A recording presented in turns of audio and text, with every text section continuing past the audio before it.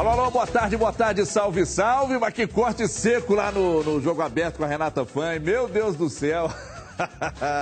Não deu tempo nem de bater boca com os caras lá. Amanhã a gente volta para falar mais. Pessoal, Donos da Bola no ar aqui na tela da Band até às 2 da tarde. Com o comentarista da rádio, aliás, com o Cadu Doné, comentarista aqui dos Donos da Bola, com Dimar Oliveira, minha fiel escudeira, dona da bola, e também com o Gilberci Júnior, nosso convidado mais que especial mais uma vez. Ele manda lá em cima e de vez em quando ele desce aqui para eu mandar nele, a verdade é essa. Participe conosco no @os Donos da Bola MG e também no facebook.com/os Donos da Bola. Bom, claro que não poderia ser diferente, né? A torcida atleticana fez uma grande e bonita invasão em Rosário. Entretanto, a festa não evitou a queda do Galo, que jogando muito mal, saiu de campo derrotado por 2-0. A reportagem é de Luciano Dias, com a produção do mestre Rodrigo Genta. Confira aí. Clube Atlético Mineiro. Rosário invadida por atleticanos. Cerca de 2.500 fanáticos. Alguns vieram de ônibus enfrentando vários dias de estrada e dificuldades na viagem. 3 noites sem comer nada. Um deles é o Fael Lima, o cara que representa o amor da torcida do Galo nos Donos da Bola. Foram 52 horas na estrada, saímos domingo, meia-noite, do Brasil, de Belo Horizonte. O ônibus quebrou na estrada, teve de tudo. Mas as pessoas falam, se a gente perde muito dinheiro, se a gente perde muito tempo na vida, mas eu te falo, nem nada paga o que a gente está vivendo isso aqui. O Galo vale tudo, aqui ó. Tem atleticano que deixou o BH, imagine só, de moto. Enfrentamos aí 2.500 quilômetros para vir assistir o nosso glorioso, sair com um resultado positivo e caiu no horto, tá morto. Fanático que deixou os Estados Unidos para acompanhar o Atlético contra o Newell's. Eu moro em Miami, Flórida, Fort Lauderdale, 35 anos, não perdo um jogo. Ah, e tem argentino atleticano também. Vamos ter Rosário e Atlético Mineiro. Peruano que sabe cantar até o hino do Galo. Vibramos com alegria as vitórias. Clube Atlético Mineiro, Galo forte vingador. E na onda de manifestações pelo Brasil, os atleticanos também levaram seus cartazes para a Argentina. O gigante acordou, o gigante é o Atlético. Quem é o gigante aí? O gigante é o Brasil com o Atlético. Eu acho que representando todas as manifestações que vêm com o Brasil, eu acho que a gente também tem um papel de cidadão, não só no Brasil, mas também em Rosário. É isso aí. Temos time padrão FIFA. O que quer dizer esse recado aí? O padrão FIFA, ele é um padrão acima do normal, e o nosso time é esse. O nosso time, ele tá no padrão FIFA, o nosso time, ele tá aqui para ganhar. Queremos Hever. Hever onde? Queremos o Hever dia 24 de julho, no estádio Mineirão, levantando a taça de campeão da Libertadores 2013. Mas os atleticanos vão voltar para casa amargando uma derrota por 2-0. No primeiro tempo, na pressão do Newell's, Vitor foi o destaque com pelo menos 2 grandes defesas. Mas na etapa final não teve jeito. Aos 16 minutos, Max Rodrigues de cabeça fez 1-0. Aos 30, o artilheiro Escoco, em uma cobrança de falta, marcou o segundo e fechou o placar. Para os atleticanos, a derrota teve uma forte influência da arbitragem. Mas não é choro. Na dúvida é tudo contra. É lateral nosso para eles, é falta que não é e gera gol, é falta que é e não é dada e lance também que gera gol. Então é muito complicado. Quando é que um juiz, um árbitro, iria anular um gol igual que nós fizemos se fosse o lance deles? Quando? Mas eu creio que no meu gol não estava impedido e ali muda totalmente o panorama da partida, né? Que ia ser 1-1 e ia ser um jogo diferente, mas não tem que se apegar nesses detalhes, a gente concentrar, treinar bem, concentrar bem para poder fazer uma bela partida na volta. Muito bem, ô Cuca, presta atenção aqui. Você tá vendo a gente no avião aí? Para com esse mimimi. Esse negócio de arbitragem aí é tirar foco. O seu time não jogou absolutamente nada. Nada, mas nada mesmo, não é?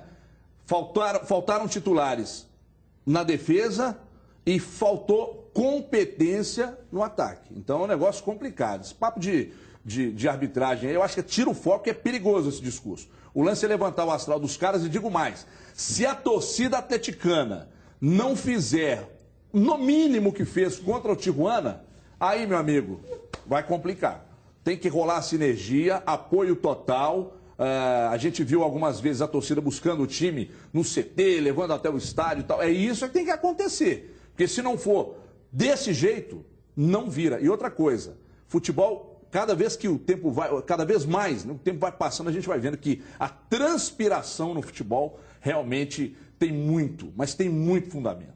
Transpiração, inspiração é importante, técnica, tática, tudo isso é importante. Mas a transpiração, se não rolar determinação, não vai. E ontem faltou um pouco disso. Cadu Doné, boa tarde. O que aconteceu com o Galo ontem, Cadu? Boa tarde, Everton. Boa tarde a todos. Sinceramente, achei a partida do Galo muito fraca. Concordo com você que não tem essa de arbitragem. A arbitragem foi boa, não interferiu no resultado para qualquer um dos lados. E o News Old Boys foi muito superior na partida. Acho que o resultado refletiu bem o que aconteceu em campo. A gente pode falar de vários defeitos que o Galo mostrou, a começar da marcação nas laterais. Acho que o Richarlison levou um baile do tal do Cáceres, o camisa 4, lateral direito do Nils, principalmente no início do jogo. Muita gente esperava que o Nils atacasse mais pelo lado esquerdo, mas até surpreendentemente o Cáceres foi muito acionado e deu muito trabalho para o Richarlison. O quarteto ofensivo não funcionou como a gente esperava, como todo mundo esperava. Acho que o Jô, desses 4, é o que menos pode ser cornetado, digamos, porque é o que mais precisa dos outros para jogar bem, é o que mais precisa que a bola chegue nele, e Bernard, Ronaldinho e Tardelli não conseguiram executar esse papel. Então a gente vai pincelando aqui ao longo do programa várias coisas, mas o Galo teve muitos defeitos ontem. E para o jogo de volta, Everton, acho que dá para acreditar, nem tudo está perdido. E a parte da torcida, isso aí é o mais certo, é o que vai acontecer mesmo. A torcida vai apoiar, vai dar um show. Agora, se vai dar resultado em campo, aí é que a gente tem que ponderar com mais cuidado. Agora, na torcida, o Galo pode confiar. É porque apoiar quando o time goleia no primeiro jogo, no jogo de ida, é muito fácil, né? Agora é hora de apoiar, porque eu sinceramente, por mais que o Newell's tenha vencido por 2-0, tido lá seus 60 e tantos % de posse de bola, eu não vi nada de um time extraordinário, não. Um time bom, mas nada extraordinário. Ou seja, nem tudo de fato está perdido. Juverci, e ontem, acompanhou o que aconteceu com o Galo, Juverci? Aliás, com o Galo, o que aconteceu com o Nilson também? Boa tarde. Boa tarde a todos. O Atlético não entrou em campo ontem. O Atlético ele mostrou desentendimento entre seus setores, algo que era algo novo no Atlético que eu acompanhei ontem. Estava-se muito preocupado com os defensores do Atlético, a falta de Hever, Leonardo Silva, Leandro Donizete. A defesa do Atlético se comportou muito bem, jogou muito bem a partida. Também mas acho. O ataque do Atlético não fez nada em jogo. O Bernard, volta a jogar bola, Bernard. Volta a jogar bola. Você acha que tem relação com esse papo de venda? Eu acho que pode pesar, ele é jovem. Eu acho que isso pode prejudicar um pouco o andamento dele, a produção dele em campo. E ele não está jogando bem. Ontem ele mostrou mais uma vez que não jogou bem. Fiquei satisfeito com o futebol que ele apresentou no Mineirão, acompanhei ao vivo. Brasil e Uruguai, ele jogou muito bem, ele se movimentou muito bem. Mas ontem ele perdeu um lance cara a cara crucial para uma partida decisiva daquela. Aquele ali não tinha que tentar driblar o goleiro, não. Dá um tapa no canto do goleiro, ele é veloz. Tentou driblar, prejudicou o time. O Tardelli falou que jogou no sacrifício. Né? Para mim é novidade. Acho que para todos nós é novidade isso. Mas não vamos atropelar, não, porque daqui a pouco a gente vai falar sobre isso com mais detalhe. Mas falou que jogou no sacrifício. Eu não consegui compreender. O Guilherme entrar em campo, para mim, é um desânimo. Me dá um desânimo, dá vontade de chorar quando eu vejo o Guilherme em campo. Meu amigo Eduardo Panzi sempre diz, e nós já falamos essa frase dele aqui algumas vezes, que jogador ruim ou desmotivado no banco de reservas é um perigo iminente, inclusive. Porque você coloca o cara para jogar e não rende, ele até atrapalha. Não estou dizendo que a culpa foi dele, não. Ninguém jogou ontem, né? Do meio para frente. Aliás, os zagueiros, que muita gente... estamos com medo. Salvaram até muito. Né? Poderia ser um placar ainda mais dilatado. E fora o Vitor, né? E o Vitor também, né? Com grandes defesas. O Cuca, como diz o meu irmão Cristiano Rodrigo, o Cuca tem que bater o joelho no chão e agradecer ao Vitor mais uma vez. Uma vez. Quando você viu o Bernard aberto para tentar fechar a subida de um lateral, o Tardelli aberto para tentar fechar a subida do outro lateral, e o time muito preocupado com essas marcações, porque toda hora ele saiu nas costas do Marcos Rocha e do Richarlison. Te preocupou? Você falou, bom, o time está querendo só defender e esqueceu de jogar? E que não eram as instruções do Cuca, né? Mas eu acho que o fundamental da gente dizer nesse momento é o que assolou o Atlético, quanto foi a apatia. Né? Eu acho que aquilo que a gente esperava de um confronto entre argentinos e brasileiros, a gente não viu de jeito nenhum. O jogo foi muito ruim em todos os setores. Quando você diz assim, eles venceram por 2-0, não jogaram o futebol também que fizesse com que essa vitória viesse tranquila. Você dizia assim, olha, eles jogaram muito e ganharam do Atlético porque eles jogaram muito. Não, o jogo foi muito ruim. Agora, o primordial dessa história toda foi o seguinte, o Atlético não funcionou. O meio do Atlético não funcionou. Nem a história do Pierre, que não estava 100% e foi extremamente tímido na partida. E o Atlético teve N problemas para a sua recomposição defensiva passando por ali. Como o Josué também não funcionou na chegada do Atlético para a movimentação ofensiva. E aqui, o Matheus entrou em campo para fazer a marcação do Ronaldo e fez maravilhosamente bem. E aí jogou, né? Diego Matheus, 34 anos, primeiro time dele em 96 foi o próprio News Old Boys. Porque o e ele jogou muita bola.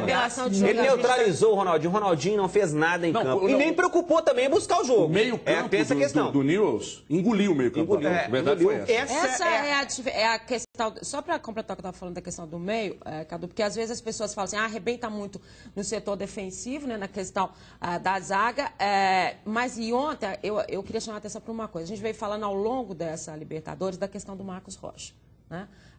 Que eu acho e continuo achando que é o ponto mais fraco do Atlético.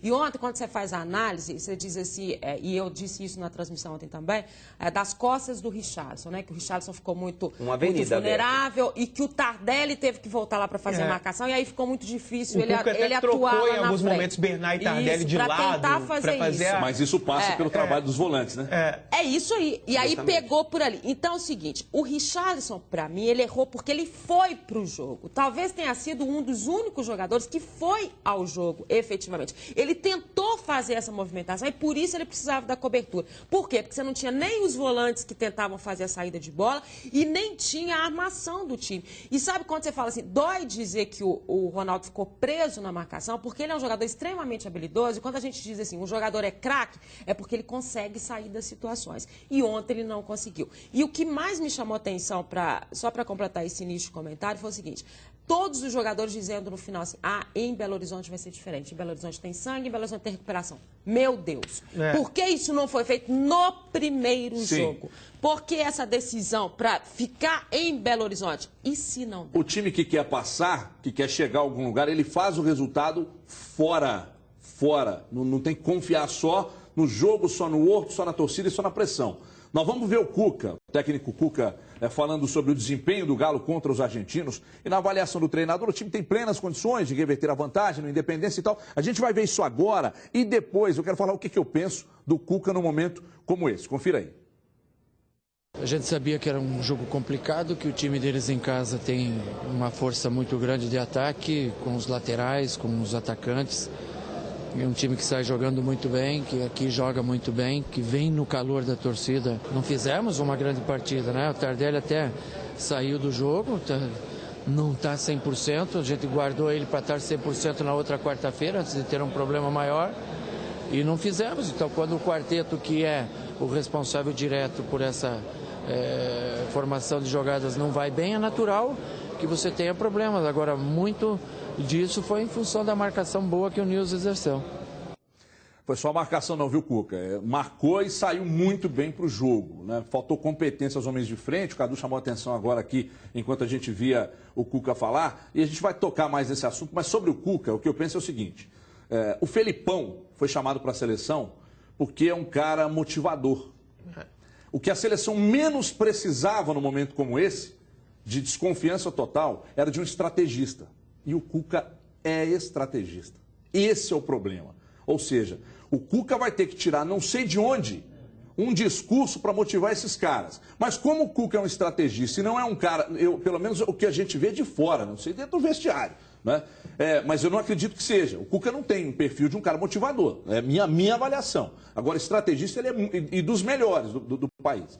Agora, já que tem essa carência, se a torcida não abraçar para empurrar esses caras para cima do News, eu não acho que isso vai sair do Cuca, não. Eu não acho. Eu entendo que não. Agora, eu vou discordar de você. Eu também discordo. Eu vou discordar de você. Por quê? Você falou que o Cuca é estrategista. Sim. Só que o Atlético se tornou um time previsível. O Atlético, ele não muda a sua forma de jogar. É aquela forma do início do ano, que começou muito bem. Mas olha onde ele levou o Atlético. Não, perfeitamente. Foi na base da estratégia. Claro, o Atlético chegou no ápice dele dia 30 de abril e de lá pra cá começou a cair. São 10 jogos que o Atlético não vem apresentando no futebol. E o Cuca não conseguiu mostrar, não conseguiu levar para a torcida, para o time, uma outra forma de jogar. Mas olha só, tá preso da mesma forma, de jogar. Tira a responsabilidade quando a estratégia não funciona, a isso. motivação no futebol funciona. Por isso que eu falei da transpiração. Aí eu e o Atlético não vem se apresentando bem e é um time hoje que entra em campo acreditando que numa bola pro Jô, que ele vai meter a cabeça, vai abrir pro Bernardo ou pro Tardelli, vai sair um gol e de vai tanto que ele não tem motivação, isso eu concordo com você, ele não tem motivação, porque o time ganha de 5-0, ele dá aquela entrevista parecendo que ele tá chorando. Ele não mostra emoção nas entrevistas dele. Isso também faz a diferença. Até para entrar na parte da estratégia do jogo de ontem, acho que entre vários defeitos que o Galo teve, esteve esse preenchimento do meio-campo. Faltou o preenchimento do meio-campo. Você tem os 2 volantes e os 3 meias, o Tardelli, o Bernard e o Ronaldinho. E eles ficam muito longe um do outro. Sim. O Galo não conseguia colocar a bola no chão e algo que não existia. Um número razoável algo que não de passes. Existia. Exatamente. Eles jogavam muito próximo. Para esse esquema dar certo, o Bernard, o Ronaldinho, tem que haver um dinamismo, assim. Um volta uma hora, se aproxima do volante, o volante avança um pouco, porque tem que ter mais toque de bola. O Galo não teve essa capacidade de, vamos colocar a bola no chão e ter algum controle do jogo. É preencher os espaços, né? O Atlético não foi nem... E outra coisa, ele não se impôs em nenhum momento. Mas só para voltar na história do Cuca, eu concordo com você na questão da estratégia, que ele traça a estratégia e ele é um treinador dessa forma, mas ele é motivador também. E vou te dizer uma coisa, quem disse que eles cumpriram a estratégia que ele marcou? Eu detesto transferência de responsabilidade e você tirar de quem tem esta responsabilidade. A responsabilidade era dos jogadores que estavam em campo. Nós acompanhamos o tempo inteiro o Cuca à beira do gramado pedindo para o time avançar. Ele entrou no segundo tempo com a linha de frente avançada, que ele queria que o time fosse à frente. Aí você vem me dizer que a culpa é do Cuca, se o Bernard... Não, eu não disse que a culpa é do Cuca. Da estratégia, estratégia. Ele traçou a estratégia. Na estratégia dele, tanto que ele inverteu várias vezes o Tardelli com o Bernard. Ele sabia exatamente o que estava acontecendo. Mas o jogador tem que cumprir o papel dele, ele tem que chamar a responsabilidade. Você viu... Em algum momento do jogo, o Bernard chamar a responsabilidade para ele? Então, você viu o Ronaldo chamar a responsabilidade? Mas então, na minha avaliação, Richarlison é uma avenida. Aonde que entra a motivação, como é que o time vai subir? E aonde é que entra a motivação se não é sua? Eu estou te falando agora, numa situação em que o Atlético vai viver para quarta-feira. Buscar a motivação, botar esse time em campo, ligado, a motivação tem que ser a responsabilidade. Agora, não é o treinador. Você está falando que a responsabilidade é dos jogadores. É dos jogadores. Você acha que foi o Bernard pensou, bom, eu vou abrir aqui por minha própria conta, vou ficar aqui atrás do lateral para... Isso foi o Cuca que mandou. O Tardelli abrir por um lado para fechar a subida do lateral, o Bernard por outro e não funcionou. Ele tentou mudar o posicionamento deles. O Bernard só abriu muito porque ele não estava conseguindo chegar. E por que ele não chegava? Porque tinha uma marcação muito forte em cima dele. A decisão é do jogador. Quem tem que fazer a movimentação para chegar são eles. Tanto que o que o Jô disse quando ele saiu do jogo? O Jô disse assim, olha, o Bernard e o Tardelli voltaram muito para marcar e me prejudicaram na frente, porque eu não tenho com quem jogar. O único jogador que buscou o jogo foi o Jô. Por iniciativa dele. Agora, só para entrar nessa questão da motivação que o Everton falou, é o seguinte, essa história de falar assim, o treinador vai pro vestiário, ele motiva, ele faz a parte dele, mas a motivação maior tem que ser a de um time que chegou na semifinal. A motivação tem que ser a de um time que quer chegar ao título. A motivação tem que ser deles e não estratosféricas. O cara falou isso, aquele falou aquilo. É a responsabilidade de quem chegou num momento como esse. Ou você tem agora o cunhal para chegar e se impor, ou então você tá fora. É aquela história que já é um certo lugar comum, isso mas que não deixa de ser verdade, né, Edmara? Que o cara joga no Atlético, um time gigantesco, tem uma torcida dessas por trás dele, ganha bem, ganha em dia, tem estrutura, não é um vídeo com a família que vai fazer o cara ficar, nossa, agora eu tô pilhado. Ele já tem que ter essa consciência. Mas, ao mesmo tempo, eu entendo o que o Everton tá falando, porque a gente ainda está numa certa ressaca da Copa das Confederações e a gente viveu um evento onde, claramente, a pilha da seleção brasileira foi fundamental. Sim. E eu, como comentarista, até tenho que fazer uma meia-culpa, porque às vezes eu fico apegado demais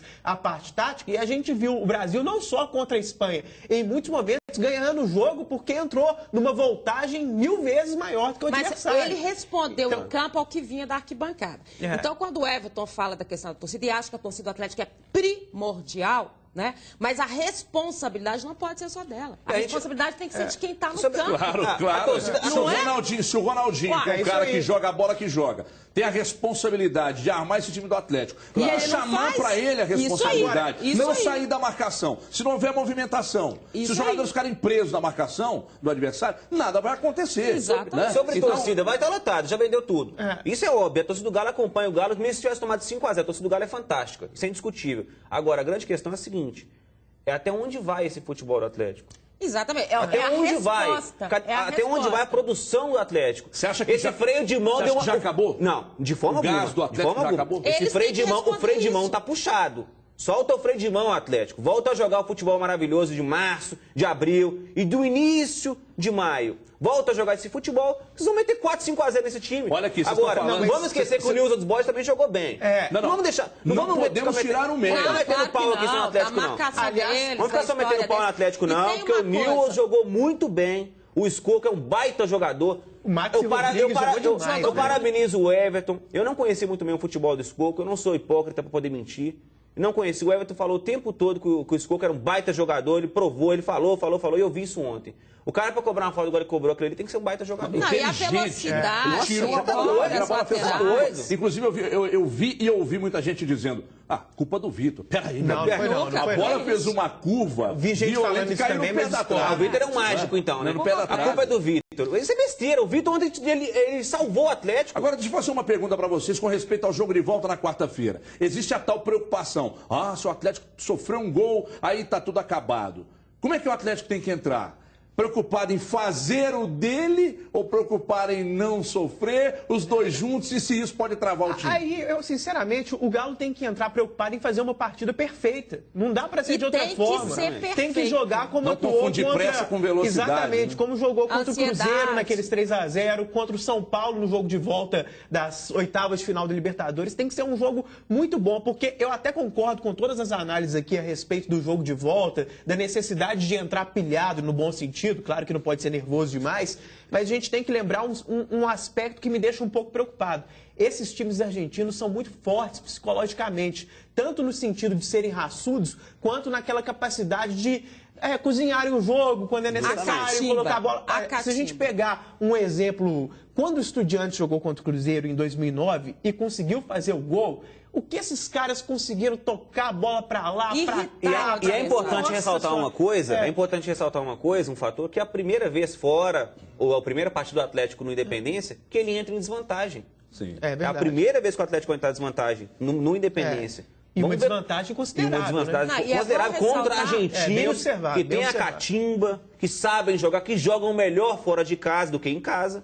Vamos ver como é que vai ser o comportamento. E a história da torcida também. A gente está falando da importância que a torcida do Atlético vai ter. A torcida do Atlético tem uma importância fundamental pro Atlético. Não pensem que o fato de jogar com uma torcida dessa contra vai interferir no Nilson, porque não interfere. Eles estão acostumados a esse tipo de situação lá por uma rivalidade absoluta. Pelo que o futebol argentino traz também. Então, as torcidas lá são essas, que cantam o tempo inteiro, irritam o tempo inteiro. Então, ele não vai sofrer com isso. Mas ela é importantíssima para o time dela, pro Atlético. Mas que vai interferir na ação do adversário, não vai. No campeonato doméstico deles mesmo, né? Eles jogam fora de casa contra o Boca Juniors. Eles enfrentam a Bamboneira que mete tanto medo aqui no Brasil toda hora. Eles estão acostumados. Então, é isso aí. A torcida do Galo vai responder, isso a gente não tem dúvida, e vai ser um doping positivo para o Atlético. Mas não algo que vai interferir no Nilson, porque eles não estão nem aí. O Brasil já provou que é o campeão da Copa das Confederações, o Galo tem que se inspirar, agora é a sua vez de ser o campeão, conquistando o seu carro novo. A hora é agora, você que tem mais de 18 anos,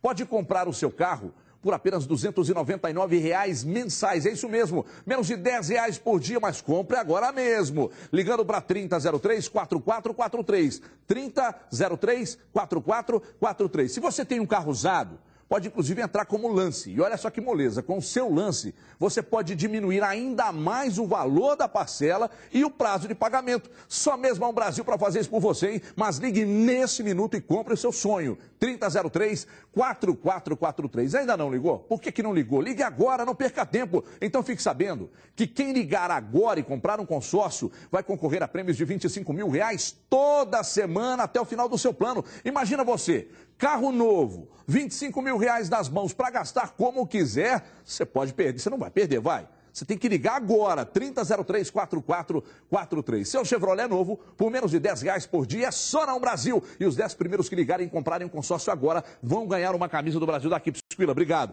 Olha aqui, ó, tem camisa do Brasil. A Copa do Mundo tá aí, hein? Tá faltando menos de um ano. Olha aqui, ó, para todo mundo comemorar e gritar bem alto. É campeão, é a promoção da Brasil. 3003-4443. Além do futebol, você não vai deixar sua outra paixão para os 45 do segundo tempo, é ou não é? Conquiste o seu novo carro agora. Vá de Chevrolet Brasil, mas ligue já. 3003-4443. 3003-4443. E todo mundo com camisa do Brasil. Intervalo rápido, 2 minutos. Daqui a pouco tem mais Galo e tem também as notícias do Cruzeiro. Até já. Os donos